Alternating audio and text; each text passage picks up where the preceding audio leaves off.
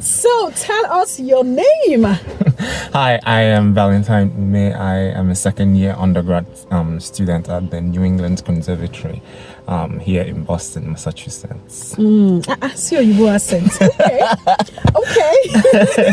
When did you come to the United States? I've been in the US since 2013. Sorry. 2023. 2023. Did you come before me? I'm like, I wasn't here. Did you start undergraduate in 2013? Guy, how many years are you studying for? No. I was here in 2013. August 2013. That's when I came. You said 2013 again. Sorry. 2023. 2023, Jerry. Okay. I was there 2023. How was the travel experience for you? Like preparing, to try, I suppose that's your first time of coming to the United States, right? Yeah. So how did you prepare? What was the preparation for you? Were you excited? Of course, I know you were excited, but what did you make sure was in place before your travel? The first thing that you should be sure to put in place is making sure that all the documents you're traveling with are in, agreements with the US immigration, because if there is one thing missing, they are sending you back. Absolutely, they will send you back. So basically, like, the documents were the most important things for me, because and then food was another factor. Like, you were I'm like, was okay, are you going to eat documents? Food was another important factor. Clothes are not just put very few jeans. Is it too? To bring food, because you don't have that much of resources to buy food here when you get here. So what you survive on are what you brought the first few months. At least you should bring something that will last you. It depends on if you're living alone. It depends on how you eat. So if you're that kind of like a big you eat a lot of food, then you have to bring a lot of food, at least to last you for 6 months, so that within that time you're now adjusting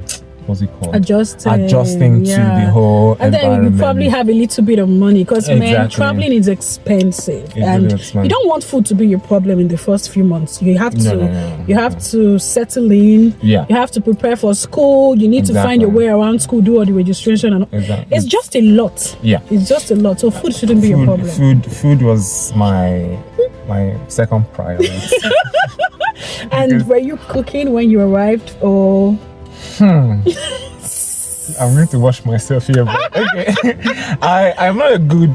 So there are basic skills I think you should learn as someone who is traveling, and that includes cooking. If you don't know how to, gone are the days when they say women live in the kitchen. Thank you. So I think that narrative was already changed. Men go to the kitchen these days. Absolutely, we have great chefs that men. But I feel like we should do more with that. If you don't know how to cook as a guy, go cook. I'm currently suffering the repercussions of not learning. I'm going to say, because the repercussions also include calling my mom, late in the night. Mommy, KKCC Egusi. You'll be on. No, not like that. Not like that. No.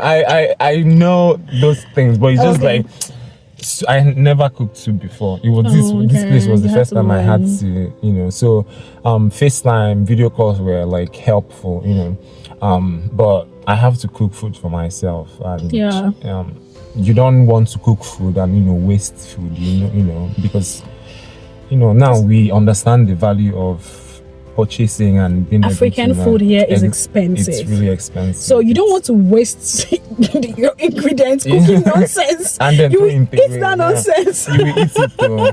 You got there. Oh, but with time I'm beginning to get into you get better cooking, if you practice.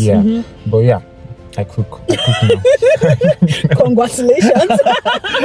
Okay, my last question before we go is, how did you cope with the currency difference? I know that coming here, spending in dollars was, of course I'm in America, I'm supposed to spend in dollars, right? Yeah. But every time I was calculating, like trying to calculate how much I spend in dollars and converting to Naira, and I'd be like, why would I buy this for $10? How much is $10 in Naira?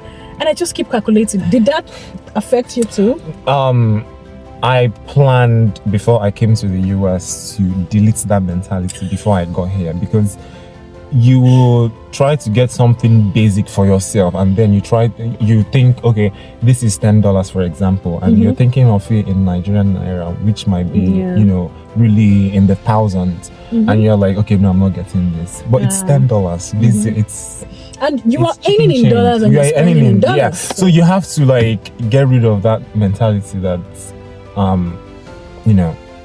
you're now in dollars. You're talking in dollars. You're spending in dollars.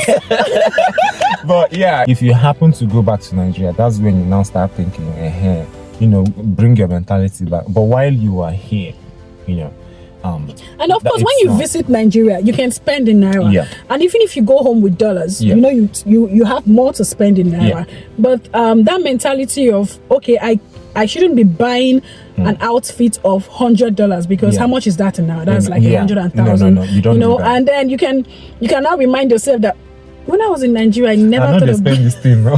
Why I woke up begin spend that. But at the end of the day, you might end up spending more than that for something that is not even, one of your needs. Yeah. I remember coming here, I would either send that money home than spend it on myself. Because I'd be like, if I spend $10 or $20 on this, why not send like 10 out of the 20 to home? And then No. Yeah. I refrained from doing that from the onset. So it wasn't a struggle for me, because I knew that as you work as a student, but you don't work too much because of it depends on how your program is. My program is really intensive. I'm a voice student. We have lots of classes, more than any other major in the music industry. Working, you can work, but you don't have much time to work also. So you have to limit how much you spend. But just that mentality of converting before you buy something for yourself or buy something, just get rid of it. It doesn't work. Erase it from your memory. Okay, thank you so much, Val. Thank you so much. I have more than 1,000 questions, but we're going to stop here today so I can give you the opportunity to think again. Because I'm going to come back and ask you more questions. But thanks, guys, for watching. Thank you, and thank you, Val.